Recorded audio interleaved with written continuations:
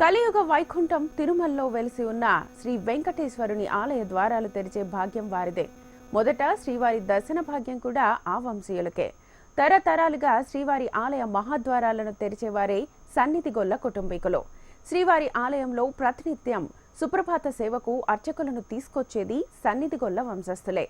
అసలు ఎవరు ఈ సన్నిధిగొల్లలు? వీరి కథ ఏంటో ఇప్పుడు చూద్దాం.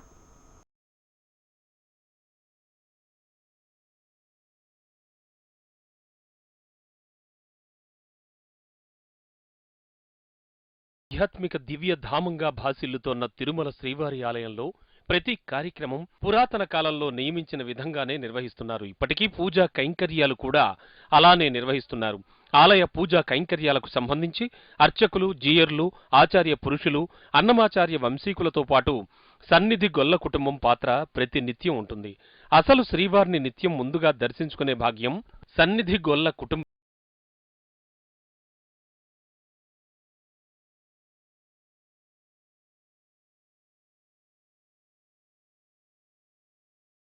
శ్రీవారు లక్ష్మీ అమ్మవారిని వెతుక్కుంటూ భూలోకానికి విచ్చేసిన సమయంలో పుట్టలో ఉంటారు. అయితే స్వామి ఆకలిని తీర్చడానికి బ్రహ్మ పరమేశ్వరులు ఆవు దూడ రూపంలో వస్తారు. పశువుల కాపరి వీటిని అడవికి తీసుకువెళ్లిన సమయంలో ఆవు తన పాలని శ్రీవారికి ధారలా అందిస్తుంది.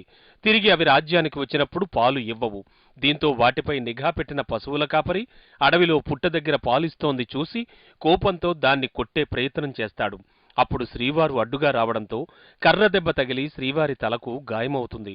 ఆ దృశ్యాన్ని చూసిన పశువుల కాపరి స్పృహ తప్పి పడిపోతాడు. స్పృహ నుంచి తేరుకున్న పశువుల కాపరి శ్రీవారిని క్షమించమని ప్రాధేయపడతాడు. అప్పుడు భూలోకంలో శ్రీవారిని మొదటగా చూసింది యాదవుడే కాబట్టి అప్పట్నుంచి ప్రతిరోజు తన మొదటి దర్శనం వారికే అన్న వరాన్నిచ్చారట శ్రీవారు. ఆ సాంప్రదాయ ప్రకారం శ్రీవారి ఆలయంలో కొనసాగుతోంది ఇప్పటికీ. అందులో భాగంగానే సన్నిధిగొల్ల కుటుంబానికి వంశ పారంపర్యంగా ఈ అవకాశాన్ని కల్పించారు. సన్నిధిగొల్ల కింకరం ఎలా వచ్చిందంటే, భూలోకానికి స్వామివారు వచ్చినప్పుడు పుట్ట కింద దాగుంటారు.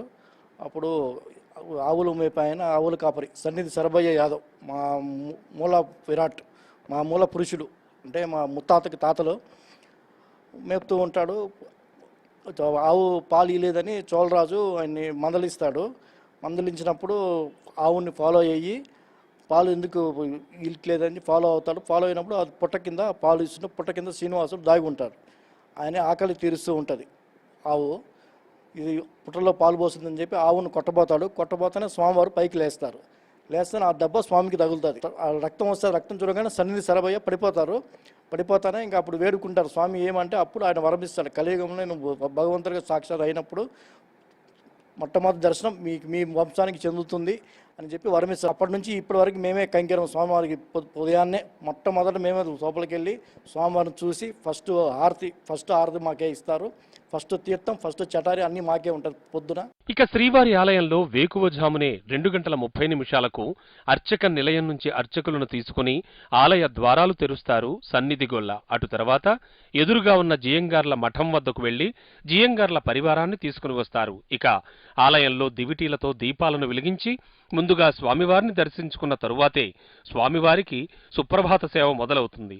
అటు తరువాత శ్రీవారికి పూజా కైంకర్యాలను అర్చకులు నిర్వహిస్తారు. తిరిగి ఉదయం రాత్రివేళ నైవేద్య సమయంలోనూ అర్చకులను సన్నిధిగొల్ల తీసుకుని వస్తారు. ఇక మధ్యాహ్నం 12 గంటలకు శ్రీదేవి భూదేవి సమేత మలయప్ప స్వామి వారికి సంపంగి ప్రాకారంలో జరిగే కళ్యాణోత్సవాన్ని నిర్వహించేందుకు అర్చక స్వాములను ఆలయానికి తీసుకుని వస్తారు సన్నిధిగొల్లలు. రాత్రివేళ శ్రీవారి ఆలయంలోని రాములవారి మేడలో ఏకాంత సేవ పూర్తయిన తరువాత ఆలయానికి తాళాలు వేసి వాటిని జియంగార్ల వద్ద భద్రపరిచి వెళతారు సన్నిధిగొల్లలు. ఇలా నిత్యం సంప్రదాయబద్ధంగా శ్రీవారి ఆలయంలో పూజా కైంకర్యాలు కొనసాగిస్తున్నారు. అర్చకులు తీసుకొని 2:25 గుడి ముందరికి వెళ్తాము. అక్కడికి వెళ్ళిన తర్వాత అర్చకుల్ని గుడి ముందర వదిలేసి తర్వాత పెద్ద జియంగార్ మఠానికి వెళ్ళి అక్కడ బీగాల బాక్స్ తీసుకొని జియంగార్ని తీసుకొని నేరుగా గుడికి వస్తాము. ఆ తర్వాత కరెక్ట్గా 3 గంటలకి సుప్రభాతం స్టార్టింగ్తో కూడా మేము కాకడా వెలిగించుకొని లోపలికి వెళ్తాము. అది ఎందుకంటే నైట్ ఏకాంత సేవ అప్పుడు, పౌలింపు సేవ అప్పుడు ఆ లోపల ఉండే దీపాలు మొత్తం అన్నీ ఆఫ్ చేస్తారు. అసలు గడప ఏడుంది, దేవుడు ఏడుండాడు ఏమీ కూడా మనకు కనపడదు. దీనివల్లనే మేము కాకడా వెలిగించుకొని లోపలికి వెళ్తాము.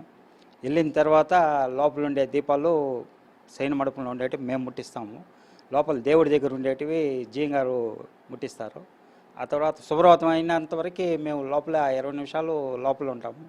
అప్పుడు ఫస్ట్ తీర్థము, చటారి, చందనం అంతా మాకిస్తారు. తెలియక తప్పు చేసిన సన్నిధిగొల్లకు శ్రీవారి వరం దక్కింది. దాన్ని ఆనాటి నుంచి ఈనాటి వరకు పాటిస్తోన్న ఆలయ అధికారులకు సన్నిధిగొల్లలు కృతజ్ఞత చెప్పుకుంటున్నారు.